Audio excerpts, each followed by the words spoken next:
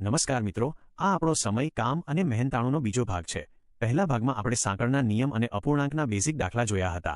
હવે આ ભાગમાં આપણે સમય અને કાર્યના લસા આધારિત ભેગા મળીને કામ કરવાના અને એડવાન્સ લેવલના પ્રશ્નો જોઈશું, જે આવનારી પરીક્ષામાં પૂછાઈ શકે છે। તો વિડીયોને અવશ્ય લાઇક કરી દેજો અને ચેનલ સબસ્ક્રાઇબ કરી નાખજો। દાખલાની રકમ ડિસ્ક્રિપ્શનમાં આપી છે। પહેલા તમે ટ્રાય કરો અને જવાબ કોમેન્ટ કરો। પાંચમો દાખલો છે, જેમાં આપણે સાંકળના નિયમમાં જ્યારે રોજના કામના કલાકો પણ આપ્યા હોય ત્યારે ગણતરી કઈ રીતે કરવી તે શીખીશું। દરરોજ 3 કલાક કામ કરવાથી R1 એકલો 16 દિવસમાં કામ પૂર્ણ કરી શકે છે। દરરોજ 8 કલાક કામ કરવાથી R2 એકલો એ જ કામ 6 દિવસમાં પૂર્ણ કરી શકે છે।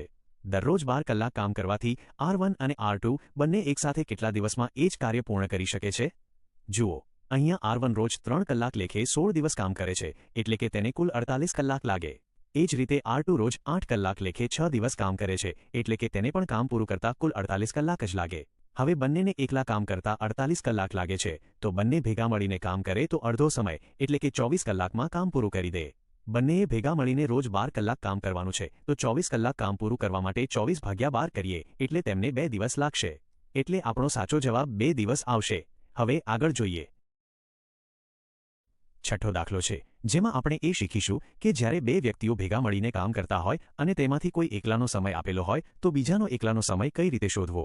વિકાસ અને મોહન એક કામને પૂરું કરવા માટે 8 દિવસ કામ કરે છે। જો વિકાસ એકલો એ કામને 10 દિવસમાં પૂરું કરે તો મોહન એકલો એ કામને પૂરું કરવામાં કેટલા દિવસ લેશે? જુઓ, અહીંયા આપણે લસા લઈને ગણતરી કરીશું। 8 અને 10નો લસા થાય 40। ધારી લો કે કુલ કામ 40 છે।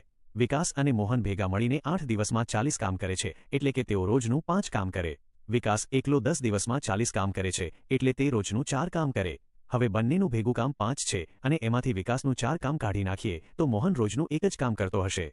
મોહને એકલાએ કુલ 40 કામ કરવાનું છે અને તે રોજનું એક કામ કરે છે, તો તેને કુલ 40 દિવસ લાગશે। એટલે સાચો જવાબ 40 દિવસ આવશે। હવે આગળ જોઈએ। સાતમો દાખલો છે, જેમાં આપણે એ શીખીશું કે જ્યારે 3 વ્યક્તિઓ બબ્બેની જોડીમાં કામ કરતા હોય અને તેમના દિવસો આપ્યા હોય તો ત્રણેય ભેગા મળીને તે કામ કેટલા સમયમાં પૂરું કરશે? P અને Q 18 દિવસમાં એક કામ કરી શકે છે। Q અને R એ જ કામ 10 દિવસમાં કરી શકે છે, જ્યારે R અને P તેને 15 દિવસમાં કરી શકે છે। જ્યારે P, Q અને R એકસાથે કામ કરે છે ત્યારે કામ કેટલા દિવસમાં પૂરું થશે? જુઓ, સૌથી પહેલા આપણે 18, 10 અને 15નો લસા લઈએ, જે 90 થશે। એટલે આપણું કુલ કામ 90 છે। હવે બધાની રોજના કામની ક્ષમતા જોઈએ। P અને Q 18 × 5 90 એટલે રોજનું 5 કામ કરે। Q અને R 10 9 90 એટલે રોજનું 9 કામ કરે। R અને P 15 × 6 90 એટલે રોજનું 6 કામ કરે। આ બધાનો સરવાળો કરીએ તો 5 + 9 + 6 = 20 થાય। પણ આમાં દરેક વ્યક્તિ 2 વાર ગણાયો છે, એટલે P, Q અને R ની સાચી ભેગી ક્ષમતા 20ના અડધા એટલે કે 10 થશે। ત્રણેય ભેગા મળીને રોજનું 10 કામ કરે છે। કુલ કામ 90 છે, તો 90/10 કરીએ એટલે તેમને 9 દિવસ લાગશે। આમ સાચો જવાબ 9 દિવસ આવશે। હવે આગળ જોઈએ। આઠમો દાખલો છે, જેમાં આપણે એ શીખીશું કે જ્યારે બે વ્યક્તિઓ એકસાથે પણ પોતપોતાની રીતે સ્વતંત્ર કામ કરતા હોય અને તેમનું કુલ ઉત્પાદન શોધવાનું હોય ત્યારે ગણતરી કઈ રીતે કરવી। કૌશલ અને કમલ એક અસાઇનમેન્ટ પર કામ કરી રહ્યા છે। કૌશલને કમ્પ્યુટર પર 56 પેજ ટાઈપ કરવામાં 8 કલાક લાગે છે, જ્યારે કે કમલને 54 પેજ ટાઈપ કરવામાં 6 કલાક લાગે છે।